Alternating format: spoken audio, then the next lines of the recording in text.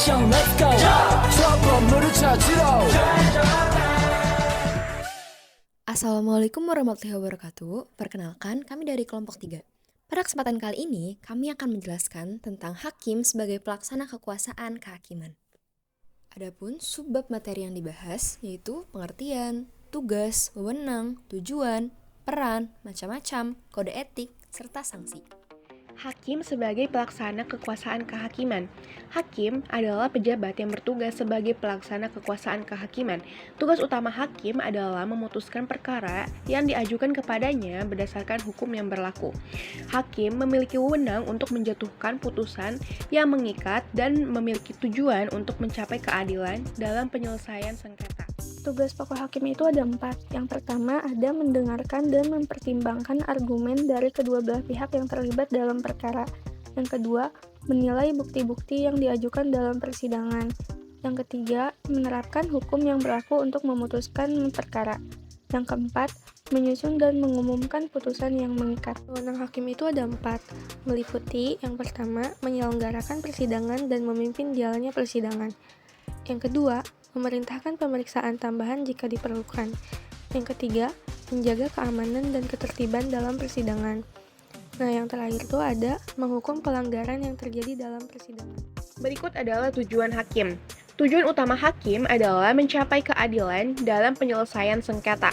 Hakim bertugas untuk memutuskan perkara berdasarkan hukum yang berlaku dan memastikan bahwa keputusan yang diambil adil dan objektif. Hakim juga bertujuan untuk menjaga kestabilan hukum dan memberikan perlindungan kepada masyarakat. Peran dan tanggung jawab hakim. Yang pertama, memutuskan perkara. Hakim memiliki tanggung jawab utama untuk memutuskan perkara yang diajukan kepadanya. Yang kedua, pengawasan dan pembinaan. Hakim juga memiliki tanggung jawab untuk mengawasi dan membina pelaksanaan tugas di daerah hukumnya. Yang ketiga, penegakan hukum dan keadilan. Hakim memiliki peran penting dalam menegakkan hukum dan keadilan. Yang keempat, pengambilan keputusan yang mengikat. Hakim memiliki wewenang untuk menjatuhkan putusan yang mengikat. Yang kelima, pengawasan terhadap pekerjaan pengadilan. Hakim juga memiliki tanggung jawab untuk melakukan pengawasan terhadap pekerjaan pengadilan, termasuk tingkah laku para hakim. Yang keenam, mewujudkan peradilan yang mandiri. Hakim memiliki tanggung jawab untuk menjaga independensi dan mandiri pengadilan. Terdapat beberapa macam hakim, antara lain yang pertama, hakim konstitusi. Dia bertugas memutuskan perkara-perkara yang berkaitan dengan konstitusi suatu negara. Terus yang kedua ada hakim agung, merupakan hakim tertinggi dalam suatu negara dan bertugas memutuskan perkara-perkara yang diajukan kepadanya. Ketiga ada hakim pengadilan tinggi, yaitu yang bertugas memutuskan perkara-perkara yang diajukan kepadanya di tingkat pengadilan tinggi.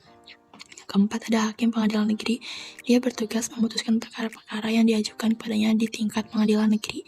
Dan yang kelima atau yang terakhir ada hakim ADHOC, dia bertugas memutuskan perkara-perkara tertentu yang dibentuk khusus untuk itu. Selanjutnya ada kode etik kehakiman. Kode etik kehakiman adalah seperangkat norma etik yang mengatur perilaku hakim dalam pelaksanaan tugas dan fungsi mereka. Yaitu yang pertama ada berperilaku adil. Hakim itu wajib untuk selalu berperilaku adil terhadap semua pihak yang terlibat dalam perkara. Kemudian yang kedua berperilaku jujur. Hakim harus berperilaku jujur dalam menjalankan tugas dan fungsi mereka. Kemudian yang ketiga berperilaku arif dan bijaksana. Hakim harus memiliki sifat arif dan bijaksana dalam mengambil keputusan. Yang keempat bersikap mandiri. Hakim itu harus bertindak secara mandiri dan bebas dari campur tangan pihak manapun. Terus yang kelima berintegritas tinggi. Integritas hakim itu mencakup kejujuran, ketulusan, dan keteguhan dalam menjalankan tugas. Yang keenam, bertanggung jawab. Hakim harus bertanggung jawab atas keputusan yang diambil dan tugas yang diemban. Yang ketujuh, menjunjung tinggi harga diri. Mereka harus selalu menjaga citra dan reputasi yang baik serta menghindari tindakan yang dapat merusak kehormatan dan martabat hakim. Yang kedelapan, berdisiplin tinggi. Mereka harus selalu taat pada norma-norma atau kaidah-kaidah yang diyakini sebagai panggilan luhur. Kemudian yang kesembilan, berperilaku rendah hati. Mereka harus menghormati semua pihak yang terlibat dalam suatu perkara dan tidak boleh menampilkan sikap sombong atau tegas pada pihak lain. Yang ke-10, bersikap profesional. Hakim harus menjaga integritas, objektivitas, dan netralitas dalam proses pengadilan serta menjaga kerahasiaan informasi yang diperoleh dalam konferensi. Nah, kode etik dan pedoman perilaku hakim ini diatur dalam berbagai keputusan bersama antara Mahkamah Agung dan Komisi Yudisial. Kode etik ini mengikat semua hakim di Indonesia dan berfungsi sebagai panduan moral dalam menjalankan tugas dan fungsi mereka.